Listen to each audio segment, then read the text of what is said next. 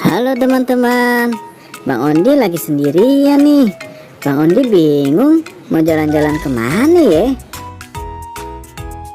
Si Emat sama si Nur juga pada nggak ada lagi. Biasanya kan pada main di sini pada. Widih, apaan tuh? Asap apaan itu ya? Bang Ondi jadi penasaran. Bang Ondi pengen lihat pengen masuk. Kayaknya ada lubang apa itu ya?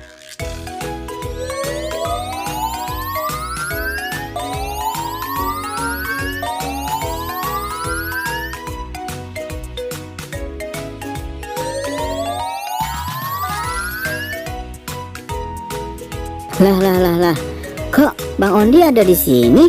Ini di mana ya? Kayak di hutan. Tapi di hutan mana? Bang Ondi nggak tahu nih. Aduh, Bang Ondi jadi iseng nih, jadi takut. Aduh. Lah. Kok goyang begini ya? Kayak ada gempa. Tapi apa ya?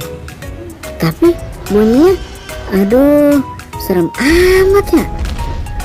Nah, Bang Ondi jadi takut nih. Aduh, takut. Astagfirullahaladzim. Ya ilah, ya ampun. Aduh, ada tirek. Kabur.